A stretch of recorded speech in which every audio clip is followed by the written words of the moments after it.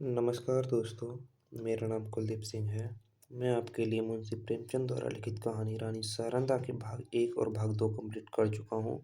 आज भाग 3 की बारी है। आइए इसकी तरफ बढ़ते हैं। 3 सप्ताह से बादशाही सेना ने ओरछा घेर रखा है। जिस तरह कठोर वचन हृदय को छेद डालते हैं, उसी तरह तोपों के गोलों ने दीवारों को छेद डाला है। किले में 20,000 आदमी घिरे हुए हैं, लेकिन उनमें आधे से अधिक स्त्रियां और उनसे कुछ ही कम बालक हैं। मर्दों की संख्या दिनों दिन न्यून होती जाती है। आने जाने के मार्ग चारों तरफ से बंद हैं। हवा का भी गुजर नहीं। रसद का सामान बहुत कम रह गया है। स्त्रियों, पुरुषों और बालकों को जीवित रखने के लिए आप उपवास करती हैं। लोग बहुत हताश हो रहे हैं। औरतें सूर्य नारायण की ओर हाथ उठा उठाकर शत्रु को कोसती हैं। बालक वृंद मारे क्रोध के दीवार की आड़ में उन पर पत्थर फेंकते हैं, जो मुश्किल से दीवार के उस पार जा पाते हैं। राजा चंपतराय स्वयं ज्वर से पीड़ित हैं। उन्होंने कई दिन से चारपाई नहीं छोड़ी। उन्हें देखकर लोगों को कुछ ढाढ़स होता है, लेकिन उनकी बीमारी के सारे किले में नैराश्य छाया हुआ है। राजा ने सारंधा से कहा, आज शत्रु जरूर किले में घुस आएंगे। सारंधा, ईश्वर ना करे कि इन आंखों से वह दिन देखना पड़े। राजा, मुझे बड़ी चिंता इन अनाथ स्त्रियों और बालकों की है। गेहूं के साथ ये घुन भी पिस जाएंगे। सारंधा, हम लोग यहाँ से निकल जाएंगे तो कैसा। राजा, इन अनाथों को छोड़कर। सारंधा, इस समय इन्हें छोड़ देने में ही कुशल है। हम ना होंगे तो शत्रु इन पर दया ही करेंगे। राजा, नहीं, ये लोग मुझसे न छोड़े जाएंगे। मर्दों ने अपनी जान हमारी सेवा में अर्पण कर दी। उनकी स्त्रियों और बच्चों को मैं कदापि नहीं छोड़ सकता। सारंधा, लेकिन यहाँ रहकर हम उनकी कुछ मदद भी तो नहीं कर सकते। राजा, उनके साथ प्राण तो दे सकते हैं। मैं उनकी रक्षा में अपनी जान लड़ा दूं। उनके लिए बादशाही सेना की खुशामद करूंगा। कारावास की कठिनाइयां सहूंगा, किंतु इस संकट में उन्हें छोड़ नहीं सकता। सारंधा ने लज्जित होकर सिर झुका लिया और सोचने लगी, निसंदेह प्रिय साथियों को आग की आंच में छोड़कर अपनी जान बचाना घोर नीचता है। मैं ऐसी स्वार्थांध क्यों हो गई हूँ। लेकिन एकाएक विचार उत्पन्न हुआ। बोली, यदि आपको विश्वास हो जाए कि इन आदमियों के साथ कोई अन्याय न किया जाएगा, तब तो आप चलने में कोई बाधा न होगी।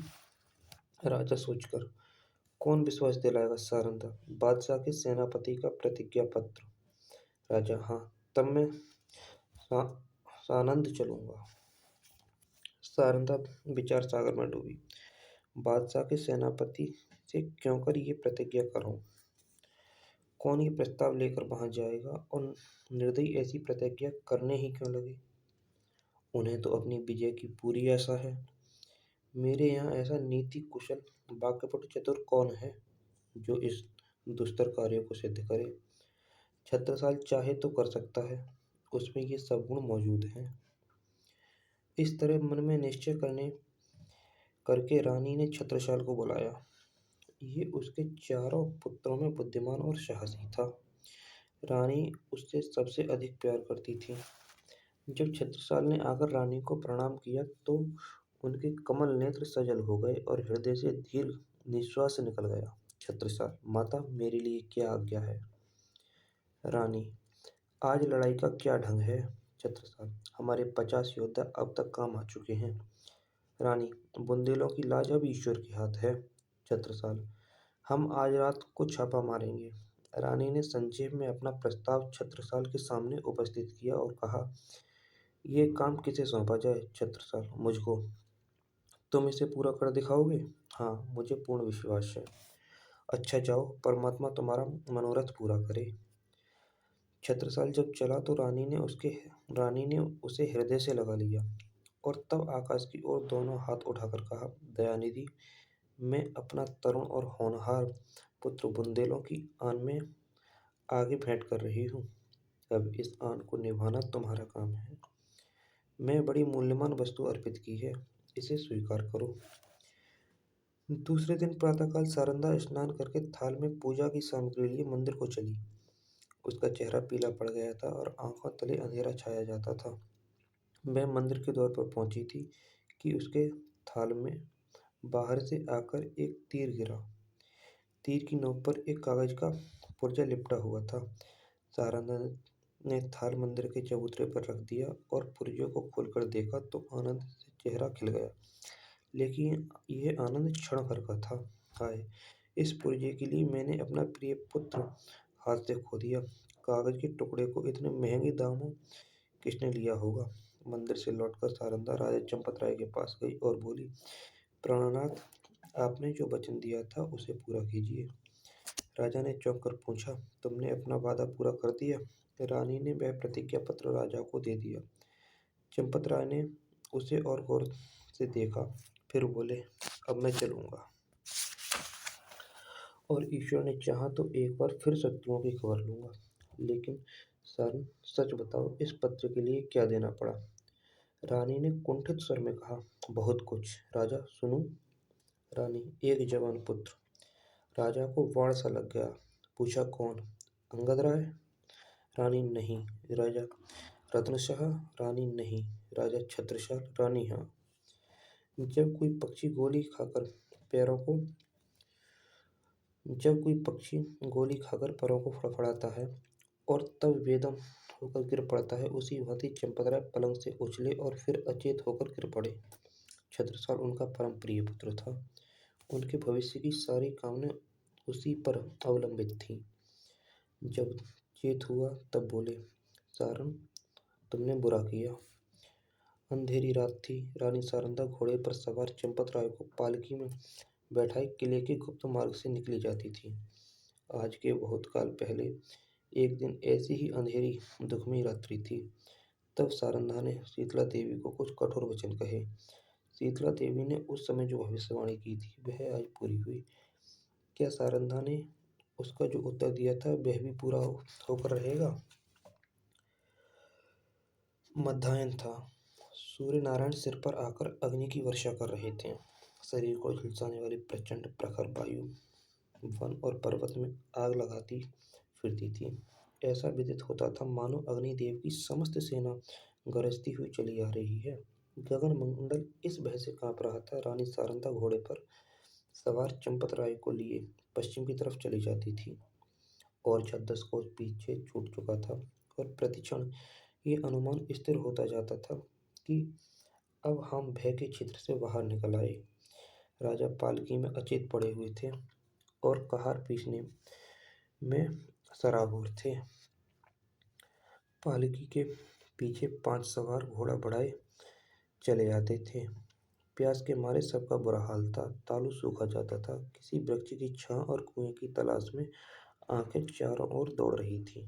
अचानक सारंगा ने पीछे की तरफ फिरकर देखा तो उसे सवारों का एक दल आता हुआ दिखाई दिया।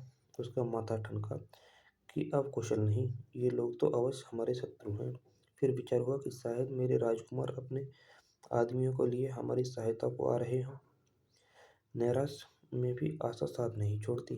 कई मिनट तक वह इसी आशा और भय की अवस्था में रही, यहाँ तक कि वह दल निकट आ गया और सिपाहियों के वस्त्र साफ नजर आने लगे। रानी ने एक ठंडी सांस ली। उसका शरीर तृणवत कांपने लगा। ये बादशाही सेना के लोग थे। सारंगा ने कहारों से कहा, डोली रोक लो। बुंदेला सिपाहियों ने भी तलवारें खींच ली।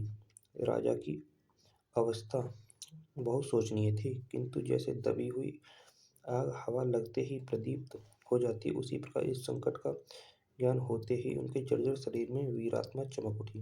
वे पालकी का पर्दा उठाकर बाहर निकले। धनुष बाण हाथ में ले लिया, किंतु वह धनुष जो उनके हाथ में इंद्र का वज्र बन जाता था, इस समय जरा भी न झुका।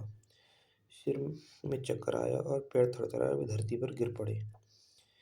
भावी अमंगल की सूचना मिल गई। उस पंख रहित पक्षी के सदृश जो सांप को अपनी तरफ आते देखकर ऊपर को उचकता और फिर गिर पड़ता है। राजा चंपतराय फिर संभल उठे और फिर गिर पड़े। सारंगा ने उन्हें संभाल कर बैठाया और रोकर बोलने की चेष्टा की, परंतु मुंह से केवल इतना निकला, प्राणनाथ। । इसके आगे मुंह से एक शब्द भी न निकल सका। आन पर मरने वाली सारंधा इस समय साधारण स्त्रियों की भांति शक्तिहीन हो गई, लेकिन एक अंश तक ये निर्बलता स्त्री जाति की शोभा है। चंपतराय बोले, सारंग देखो, हमारा एक वीर जमीन पर गिरा है। शोक, जिस आपत्ति से यावत जीवन डरता रहा, उसने इस अंतिम समय में आ घेरा। मेरी आंखों के सामने शत्रु तुम्हारे कोमल शरीर में हाथ लगाएंगे और मैं जगह से हिल भी न सकूंगा। हाय मृत्यु, तू कब आएगी? ये कहते कहते उन्हें एक विचार आया। तलवार की तरफ हाथ बढ़ाया, मगर हाथों में दम न था। तब सारंधा से बोले, प्रिय, तुमने कितने ही अवसरों पर मेरी आन निभाई है। इतना सुनते ही सारंधा ने मुरझाए हुए मुख पर लाली दौड़ गई। आंसू सूख गए। इस आशा में कि मैं पति के कुछ काम आ सकती हूँ, उसके हृदय में बल का संचार कर दिया। वह राजा की ओर विश्वासोत्पादक भाव से देख कर बोली, ईश्वर ने चाहा तो मरते दम तक निभाऊंगी। रानी ने समझा, राजा मुझे प्राण देने का संकेत कर रहे हैं। चंपतराय, तुमने मेरी बात कभी नहीं टाली सारंधा, मरते दम तक न टालूंगी राजा। ये मेरी अंतिम याचना है, इसे अस्वीकार न करना। सारंधा ने तलवार को निकाल कर अपने वक्षस्थल पर रख लिया और कहा, यह आपकी आज्ञा नहीं, मेरी हार्दिक अभिलाषा है कि करूं तो कि मरूं तो ये मस्तक आपके पद कमलों पर हो। चंपतराय, तुमने मेरा मतलब नहीं समझा। क्या तुम मुझे इसलिए शत्रुओं के हाथ में छोड़ जाओगी कि मैं बेड़ियां पहने हुए दिल्ली की गलियों में निंदा का पात्र बनूं? रानी ने जिज्ञासा की दृष्टि से राजा को देखा। वह उनका मतलब न समझी। राजा, मैं तुमसे एक वरदान मांगता हूँ। रानी सहर्ष मांगी। राजा, यह मेरी अंतिम प्रार्थना है। जो कुछ कहूँगा करोगी? रानी, सिर के बल करूँगी। राजा, देखो, तुमने वचन दिया है, इनकार न करना। रानी कांप कर, आपके कहने की देर है। राजा, अपनी तलवार मेरी छाती में चुभो दो। रानी के हृदय पर वज्रपात सा हो गया। बोली, जीवननाथ। इसके आगे वह और कुछ न बोल सकी। आंखों में नैराश्य छा गया। राजा, मैं बेड़ियां पहनने के लिए जीवित रहना नहीं चाहता। रानी, मुझसे ये कैसे होगा? पांचवा और अंतिम सिपाही धरती पर गिरा। राजा ने झुंझलाकर कहा, इसी जीवन पर आने वाने का गर्व था। बादशाह के सिपाही राजा की तरफ लग गए। राजा ने नैराश्यपूर्ण भाव से रानी की ओर देखा। रानी क्षण अनिश्चित रूप से खड़ी रही, लेकिन संकट में हमारी निश्चयात्मक शक्ति बलवान हो जाती है। निकट था कि सिपाही लोग राजा को पकड़ लें कि सारंधा ने दामिनी की भांति लपक कर तलवार राजा के हृदय में चुभा दी। प्रेम की नाव प्रेम के सागर में डूब गई। राजा के हृदय से रुधिर की धार निकल रही थी, पर चेहरे पर शांति छाई हुई थी। कैसा हृदय है! वह स्त्री जो अपने पति पर प्राण देती थी, आज उसकी प्राणघातिका है। जिस हृदय से आलिंगित होकर उसने यौवन सुख लूटा, जो हृदय उसकी अभिलाषाओं का केंद्र था, जो हृदय उसके अभिमान का पोषक था, उसी हृदय को सारंधा की तलवार छेद रही है। किसी स्त्री की तलवार से ऐसा काम हुआ है? आह! आत्माभिमान का कैसा विषादमय अंत है। उदयपुर और मारवाड़ के इतिहास में भी आत्मगौरव की ऐसी घटनाएं नहीं मिलती। बादशाही सिपाही सारंधा का ये साहस और धैर्य देखकर दंग रह गए। सरदार ने आगे बढ़कर कहा, रानी साहिबा, खुदा का वाह है, हम सब आपके गुलाम हैं। आपका जो हुक्म हो उसे बाशरो चश्म बजा लेंगे। सारंधा ने कहा, अगर हमारे पुत्रों में से कोई जीवित हो तो ये दोनों लाशें उसे सौंप देना। ये कहकर उसने वही तलवार अपने हृदय में चुभा ली।